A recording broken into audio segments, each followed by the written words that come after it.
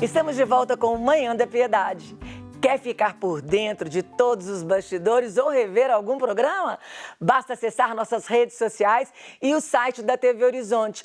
E aproveito para lembrar você, telespectador, de mandar seus pedidos de oração para o número do nosso WhatsApp, 31 996 4Deus 8473. E hoje, meio-dia, sorteio do YouCat. YouCat, uma compilação do Catecismo da Igreja Católica numa linguagem jovem. Então, não perca. Agora, nós vamos conversar com um especialista em direito imobiliário, que é o advogado Silvio Saldanha. Ele que também é diretor da Associação dos Mutuários e Moradores de Minas Gerais. Vai passar algumas dicas importantes sobre o financiamento imobiliário. Bom dia, Silvio. Tudo bem? Seja bem-vindo ao Manhã da Piedade. Bom dia, Moninha. Bom dia especial e carinhoso aos nossos telespectadores da TV Horizonte. Sempre um prazer voltar a casa. Silvio, qualquer pessoa pode fazer um financiamento imobiliário? Antes dessa pergunta, o que é financiamento imobiliário? Tá, Moninha, só me permite uma correção antes disso. Claro. Eu sou presidente da associação e não um advogado imobiliário, tá? Para a gente não gerar nenhum tipo de complicação lá na frente. Muito bem, presidente da associação. Me perdoa. Exatamente. Imagina o que acontece.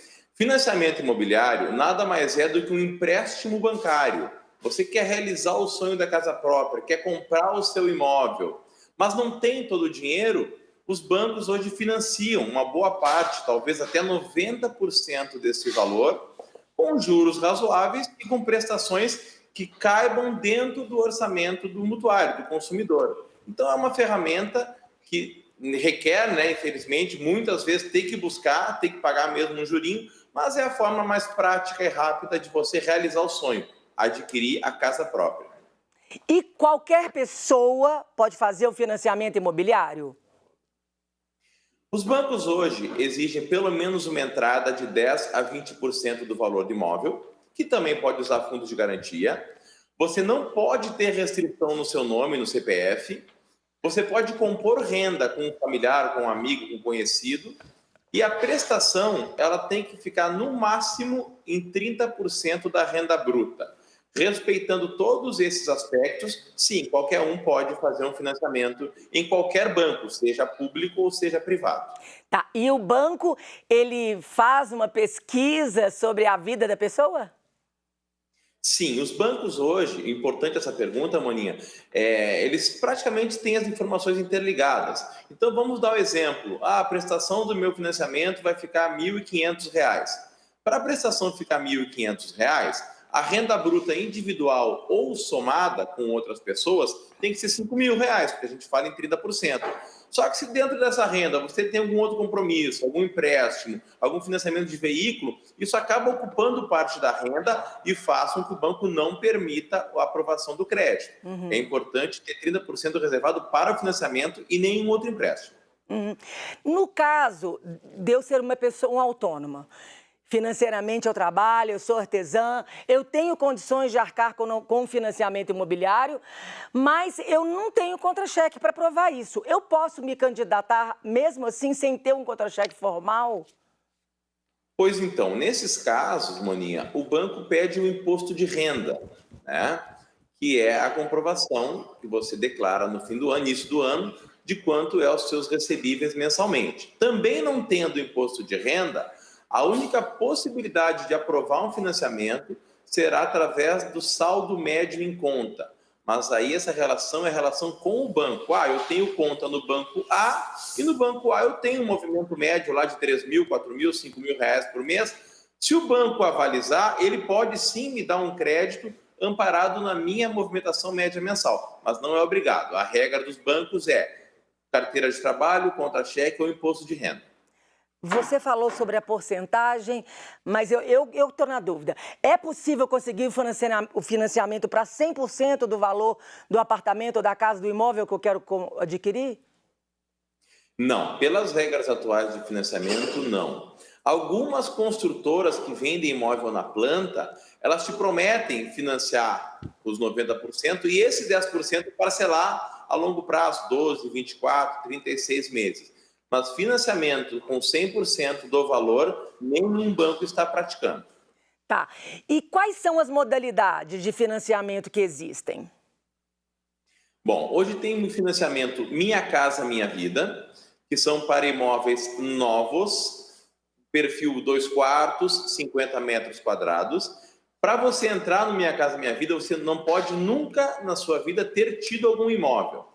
Esse financiamento tem subsídio do governo, a taxa de juros é a menor do mercado, ela orbita de 4% a 5%, e a prestação fica bem em conta. O grande problema em Minas Gerais é que Belo Horizonte, por exemplo, capital, não tem mais terrenos para se construir Minha Casa Minha Vida. Então você vai ter que buscar na grande BH, Contagem, Betim, Vespasiano, Sete Lagoas, as cidades periféricas.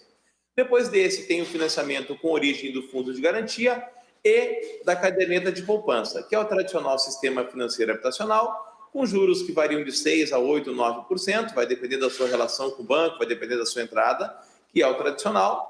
E tem a carteira hipotecária, que aí são recursos do banco e não da caderneta de poupança nem do fundo de garantia, que aí a taxa é livre, né? E é a última opção caso outras duas você não consiga se enquadrar. E quanto ao seguro, eu sou obrigado a pagar seguro no financiamento imobiliário? E se sim, como é calculado? Na questão do seguro, existem dois tipos. Tem o obrigatório, que é dentro da prestação, esse você tem que pagar, que é, na verdade, também contemplam dois, que é o MIP e o DFI. MIP é morte ou invalidez permanente. Se um dos titulares vir a faltar ou adquirir uma invalidez de forma permanente, o contrato fica quitado. E o DFI é danos físicos ao imóvel. Qualquer problema de estrutura, rachadura, etc. Esses dois estão incluídos no seguro obrigatório do financiamento. Mas é muito importante lembrar que outros tipos de seguro, também conhecidos como venda casada, não são obrigatórios. Inclusive, o Código de Defesa do Consumidor não autoriza. Muitas vezes, na hora de fazer o financiamento, o gerente do banco diz: traz mais R$ 1.500, eu vou fazer aqui uma avaliação, aí vai te vender uma capitalização, um seguro de vida. Isso não é obrigatório, tá, gente? Não tem por que adquirir. O único obrigatório se divide em dois, que é o da prestação. Ele já vem embutido na prestação do financiamento. E como é calculado o valor da prestação do financiamento? A prestação do financiamento é calculada usando 3 fatores. O valor do empréstimo, R$100 mil, R$200 mil, R$250 mil. O prazo de contrato, 10 anos, 15 anos, 20 anos. O limite é 35 anos, tá? E a taxa de juros. Usando esses 3 elementos, você vai fazer um cálculo e vai gerar o valor da prestação. Lembrando que essa prestação não pode ultrapassar 30% da renda bruta individual ou familiar. E para usar o prazo máximo de 35 anos do financiamento, a pessoa mais velha do financiamento, digamos que é eu e minha esposa, se eu for mais velho que ela, para usar 35 anos de prazo, que é o limite, eu não posso completar o contrato tendo 80 anos e 6 meses de vida. Ou seja, se eu tiver 50 anos, o meu prazo limite é 30 anos e não 35. Entendi. E depois que o financiamento é aprovado, quanto tempo eu tenho para começar a pagar essas prestações? Depois do financiamento assinado aprovado, 30 dias começa a prestação. Alguns bancos vão emitir boletos mensais e alguns bancos vão oferecer a modalidade do débito em conta, condicionando a um juro menor. O juro do meu contrato é 8%, mas o banco está me oferecendo aqui 7,5% se eu fizer débito em conta. Então, às vezes, para estreitar relacionamento, é interessante esse débito em conta, mesmo sendo uma venda casada, mas nesse caso acaba gerando uma economia, né? E aí, em 30 dias, já começa a debitar na conta ou vir boleto a prestação pactuada. Lembrando que nos financiamentos tem 2 tipos de sistema de amortização. O que é sistema de amortização? É a fórmula como vai se calcular para reduzir o saldo devedor. O saldo devedor é o valor do empréstimo. Então, você, quando for fazer um financiamento, você vai optar entre o sistema SAC, sistema de amortização crescente, que a prestação começa num valor maior e vai reduzindo ao longo do contrato, ou tabela Price, onde a prestação começa menor e vai aumentando ao longo do contrato. O ideal é a primeira, é a SAC, né? A gente sabe que como é um financiamento, é longo prazo, e se você deixar de pagar 3 ou mais parcelas, acaba se tornando arriscado até de perder o imóvel. o ideal é que comece uma parcelinha maior e vá pagando a menor no sistema saque ao longo do tempo. Sobre fundo de garantia FGTS, eu tenho um saldo no meu fundo de garantia. Eu posso utilizá-lo para amortizar o saldo do financiamento imobiliário? Pode. Você pode usar tanto na entrada do financiamento para diminuir o valor do empréstimo, né? Por consequência, a parcela fica menor. E também pode, eventualmente, amortizar o contrato. A amortização usando o fundo de garantia tem dois tipos. Você pode pegar o saldo do fundo de garantia, dividir em 12 parcelas e diluir nas próximas. Digamos que a prestação é R$1.000 e o saldo diluído deu R$800 no fundo de garantia, então você vai ficar pagando 12 parcelas de 200. Ou então pegar o fundo de garantia, esse valor, e amortizar o fim do contrato, pagar parcelas de trás para frente, reduzir o prazo, que é o recomendado, tá? Se realmente não tiver condições de amortizar de trás para frente, quita daqui para frente as próximas parcelas. Mas se consegue manter o valor que está pagando, paga do fim para início, que você vai amortizar consideravelmente o prazo, vai chegar mais rápido na linha final, né? E por consequência vai ter menos juros incidindo nesse empréstimo. Então, diante do que você está falando, eu penso que vale a pena eu dar um grande valor de entrada? Ou um valor... Qual o valor médio dado pelo brasileiro? Perfeito. Normalmente o brasileiro vai no limite, tá? Se é mínimo de 10%, ele dá os 10%, se é mínimo de 20%, dá 20%. Mas é muito importante a tua colocação, Moninha, pelo seguinte: quando você vai realizar o sonho da casa própria, muitas vezes o consumidor se deixa levar pela emoção e não pela razão. Esquece que é um contrato que é a longo prazo, que é um empréstimo, que talvez seja a única moradia para o resto da vida, né? E não faz um planejamento financeiro, não se organiza para aquilo. Vai fazer a aquisição de um imóvel, dá a maior entrada possível, usa fundo de garantia, usa tudo que tiver de recursos. Ah, eu tenho um dinheirinho na poupança. Qualquer investimento que você tenha hoje vai render menos do que o juro do empréstimo do financiamento imobiliário. Então, dá o máximo de valor de entrada, financia o menor valor possível, tenta quitar o quanto antes. Às vezes entrou um dinheiro agora, é fim de ano, entrou férias, entrou 13º, vai lá e vai amortizando o contrato, livra logo da dívida, porque se eu esse não é o imóvel do meu sonho, esse imóvel é de 1 quarto, eu queria um de 2 quartos, mas quita o imóvel de 1 quarto, termina com essa obrigação, até porque com ele quitado, ele vai servir de moeda de troca para a entrada no novo imóvel, né? Então, sempre que a gente falar em empréstimo bancário em juros, se não tiver outra ferramenta, que é pagar à vista, obviamente, utilize sim, mas pelo menor tempo possível e o menor valor possível. Chegou uma pergunta aqui que eu acho que você já respondeu lá para cima, mas vamos fazer de novo. O nome sujo, sem chance de fazer financiamento imobiliário. Não, se houver restrições em SPC, Serasa, protesto, cheque devolvido, os bancos não aprovam o empréstimo habitacional, não aprovam o empréstimo imobiliário, infelizmente. A Caixa, agora na pandemia, ela está dando até 50% de desconto nas prestações? Existe isso? Existe. Na verdade, ela foi em modalidades graduais e foram diminuindo o benefício. No início da pandemia, a Caixa começou a suspender o pagamento, a cobrança de algumas parcelas. Começou com 1 mês, depois chegou em 2 meses, 3 meses, até que cumulativamente o mutuário pôde ficar até 6 meses sem pagar a prestação. Cumpridos os 6 meses desse benefício, agora a Caixa está oferecendo mais 2 benefícios. É você pagar 50% da prestação por 3 meses ou 25% da prestação pelos próximos 6 meses. Claro que são ferramentas importantes no momento de pandemia para quem está com dificuldade financeira, quem está com dificuldade de manter em dia a parcela. Mas a gente não pode esquecer que essa diferença vai toda para o saldo devedor, vai para o final do contrato e vai sofrer correção. Então, só opte por esse benefício, por essas facilidades, se realmente você não tiver condições. A Caixa, inclusive, é um aplicativo, você pode fazer tudo online, é o Caixa Habitação, ali você põe os dados do contrato e consegue optar pelas pausas.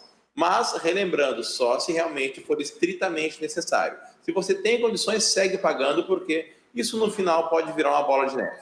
Muito bem. De tudo que nós falamos, você acha que tem alguma coisa a mais que precisa ser acrescentado que não foi dito? Eu vou colocar só a parte ruim desse negócio todo, porque nos procuram bastante aqui na associação com esse tipo de problema. A legislação hoje é muito punitiva para aquele consumidor que atrasa as parcelas do financiamento imobiliário. Independente de quanto tempo já passou, 5, 10, 15, 20 anos do meu contrato e ainda tenha mais 5 ou 10, se você atrasar 3 ou mais parcelas, existem leis que permitem o banco executar extrajudicialmente esse contrato. O banco vai no cartório, notifica o devedor, dá 15 dias para ele pagar todos os atrasados de uma vez só, mais as taxas do cartório. E se você não pagar essas parcelas, o banco toma esse imóvel e coloca em leilão. Então, se você perceber durante o contrato que mesmo com a pausa, mesmo com desconto, vai ter dificuldade para pagar as parcelas vencendas, já procura o banco, tenta uma composição, uma incorporação de atrasados ao devedor, talvez a utilização do fundo de garantia imediato, busca um auxílio, busca uma orientação. E se no banco não resolver, busca um profissional, busca uma instituição, a própria associação aqui ou outras diversas em Minas Gerais que dão esse suporte, porque sim, é rápido, porque sim, o banco toma e porque sim, você fica sem o imóvel, sem o que pagou. Então, essa parte é a parte preocupante e a gente não cansa de alertar para que o consumidor não deixe a água bater no nariz, né, como a gente diz. Percebeu o sinal amarelo, o principal alerta, vai atrás e busca ajuda, que é muito sério. Eu estou conversando com Silvio Saldanha, presidente da Associação de Mutuários de Casa Própria. E, doutor Silvio, só para a gente poder... A pessoa que quer te contratar, que quer entrar em contato com a associação, eu queria que o senhor deixasse redes sociais, WhatsApp, telefone, tudo para facilitar o seu encontro com as pessoas. Site... Bacana. Primeiro, obrigado pela oportunidade de a gente poder divulgar o trabalho aqui. É a Associação dos Mutuários e Moradores de Minas Gerais. O nosso site é o portaldomutuario.com.br. A gente tem um telefone-chave que é o 31DDD, aqui em Belo Horizonte, 3339-7500, 3339-7500.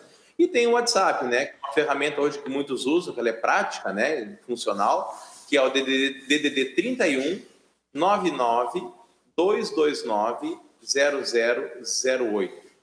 31 DDD 99 229 0008. Moninha, a gente fica na Avenida Amazonas, 2452, no Barro Preto, Belo Horizonte. Mas eu vou repetir o site, porque se a pessoa não conseguiu anotar alguma das informações, entra no nosso site, vai ter todos os nossos contatos lá. Está na tela, já colocamos na tela aqui, o portal do mutuário.com.br e os dois telefones 3339-7500, 99-229-0008.